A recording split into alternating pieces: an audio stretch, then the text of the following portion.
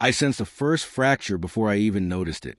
His mother's hand hovered over my glass, her smile tight, her eyes unusually gentle, too gentle.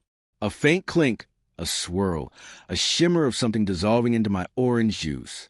She had no idea I was watching her through the reflection in the polished serving tray. My fingers went numb, but I kept my face still. I waited, counting her breaths, and then mine.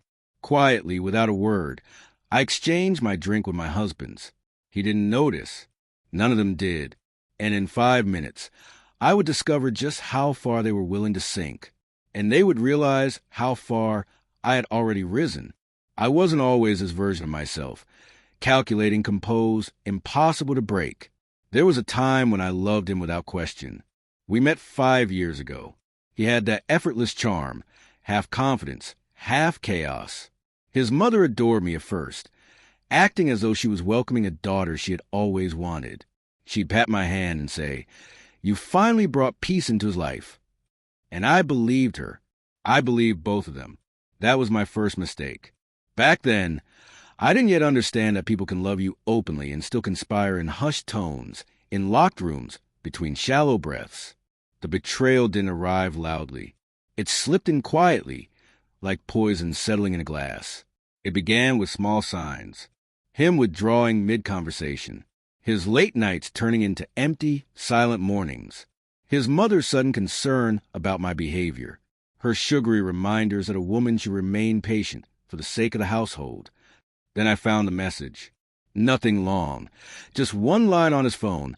He left face up on the table. She'll never see it coming. Just keep playing along. After was a voice note. His mother instructing him in Urdu to keep me emotionally drained, make me look unstable, and prepare everything for the divorce. My breath didn't catch. My hands didn't shake. My heart didn't break. They only misjudged one thing. I don't crumble. I sharpen. I didn't confront him. Not yet. Instead, I started gathering everything. Screenshots, audio files, copies of property documents, bank statements, messages with the other woman his mother approved of. Their strategy was simple. Push me out. Take control of the assets they assumed I didn't know existed. Erase me from their narrative. But they overlooked the quiet woman at the end of the table. The one who listens, remembers, watches. The one who pretends to be oblivious long enough to design a plan sharp enough to cut through every lie. It took me 3 weeks. First, I met with a lawyer. Silently, strategically, I documented everything. I transferred what was legally mine into my name for good and had the joint accounts frozen, lawfully, before they had even the slightest clue. Then I prepared the final blow.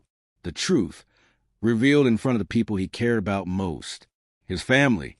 A family dinner, his mother's favorite stage, where she believed she controlled every outcome.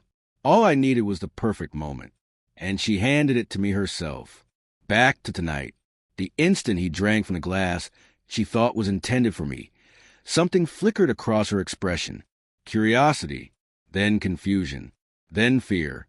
He pressed a hand to his stomach. The room spun for him. Not dangerous. Just enough to mimic exactly the symptoms they planned to blame on me later. Enough to make him dizzy, nauseous, weak. She grabbed his arm. "Beta, are you okay?" He wasn't, and I watched it unfold with a calmness that startled even me. When he finally braced himself against the table, I placed my phone beside my plate. Screen on, recordings ready. Since we're all here, I began, "I think it's time he finds out who took his place." Confusion tightened around the room. I pressed play. Her voice poured into the air, cold, calculated, soaked in venom. His voice followed, laughing, agreeing, strategizing. His father stood up. His sisters froze. He stared at me like I was someone he'd never known. I leaned back, my tone soft but cutting clean. "You thought you could replace me, and that no one would ever know. But the truth is, you lost me the moment you tried." He opened his mouth, but his mother gasped, stumbling over her excuses.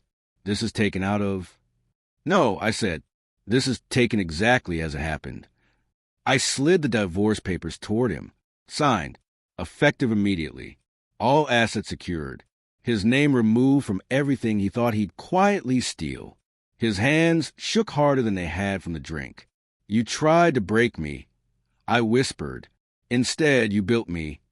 I stood and walked out before any of them could speak again. Outside, the air felt crisp and clean, like the first breath after a long fever fades. I didn't look back. I didn't need to. Some betrayals cut deep. Mine became the blade I used to cut myself free. And as I closed the gate behind me, one truth settled powerfully in my chest. They didn't lose a daughter-in-law. He didn't lose a wife. They lost a woman who was willing to forgive.